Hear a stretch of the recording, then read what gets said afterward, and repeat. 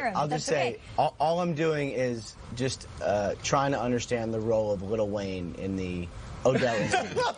It's difficult. There's a lot of ins, a lot of outs, a lot of what have yous. We get it. Let's talk Rams, though. They get the win. They're undefeated. So are the Chiefs.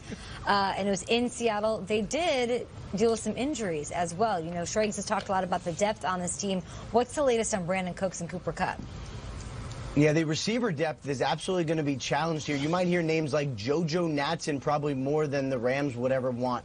That's because Brandon Cooks went out with a concussion and certainly took a pretty nasty hit from Tedrick Thompson. A really scary hit, and for Brandon Cooks, kind of reminded me of the hit that he took during the Super Bowl.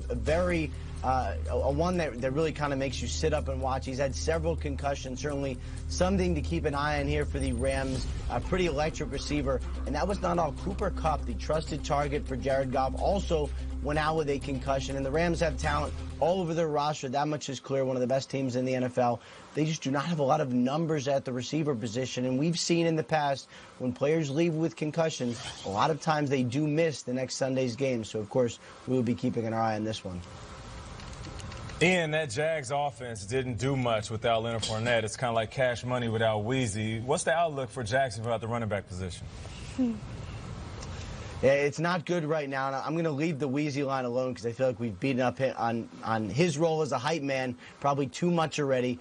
As far as the Jacksonville Jaguars, Corey Grant suffered a Lisfranc injury and is going to be out for the season for Jacksonville, headed for injury reserve. Not sure if he's going to need surgery yet, but if he does, it'll be Dr. Robert Anderson doing it. Now, he's a third down back, not someone who gains a lot of headlines, but he's become a trusted part of the Jacksonville Jaguars backfield, and consider that Fournette may very well miss another game with a hamstring injury that just has not quite gotten right. I would not be surprised, based on what I know, if the Jaguars end up signing at least one running back this week just to bolster their depth and give them an opportunity to run the ball going forward. T.J. Yeldon was a thing, of course. He secured 8 of his 10 targets. He ran a bit, but got to have somebody like Leonard Fournette out there since he's such a huge focal point of that offense. We'll see if they add some help in their run game. We appreciate you. I was going to do another Lil Wayne reference, but I won't because you asked us so nicely. Will Selva out in the newsroom in L.A. now. Will, what is shaking across the league? What's going on there, Ken? You gave a nice little Big Lebowski reference as well. Well done out of you. No Weezy, but I like Big Lebowski. I think Lil Wayne and I right away think Big Lebowski. You know, the two really go together, like a rug. Take it away. I know. Nice, Kay. Thank you, Ken. Well, all the talk leading up to the Chiefs and Jaguars game was the matchup between Jalen Ramsey and Tyreek Hill. The verbal back and forth was epic, but the Jacksonville D needed to worry about stopping Travis Kelce, the Chiefs tight end, hauling in 5 catches for 100 yards. It was Kelce's third 100-plus yard receiving game already this season. He had 4 all of last season. Our man James Palmer caught up with Kelce after the game and talked about the Chiefs' big win as they moved to 5-0 on the season. Was this one of those games there was a lot of talking going on both sides? I mean, yeah, they like to talk, and sure enough, I mean, I don't know anybody on our team that's going to back down. So, I mean, we were chirping back a little bit. You can see that there were a few flags here and there. We just got to keep our composure, man. That's the biggest thing, and keep pushing for the goal, which was to get a dub today. Last one I got for you, even when you guys see maybe offensive, you don't have everything that you want to have to win a game like this still, what does that mean?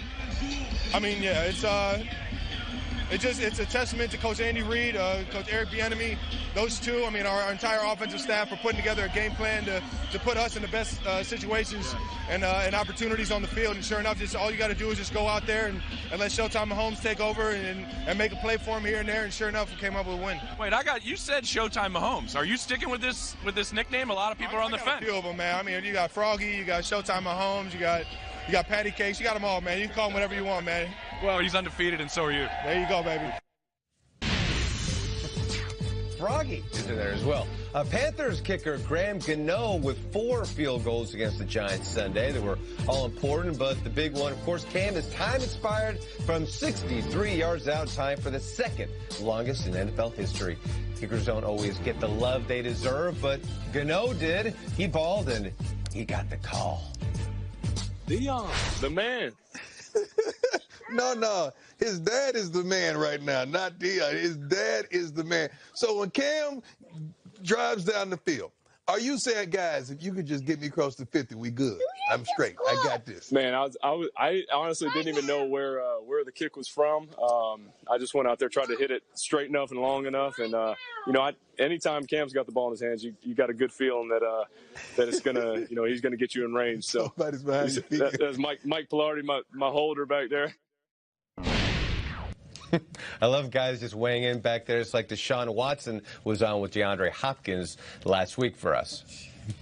We love that. We'll do a deeper dive on that later. I appreciate you, Will. We'll talk to you soon. We got to go because we got so many highlights to show you. The Browns getting it done in overtime. They close it out against the Ravens. Did Cleveland have the most impressive win yesterday? What does it mean? Sending waves, of course, through the division and the league, and he was happy. If people say your dreams are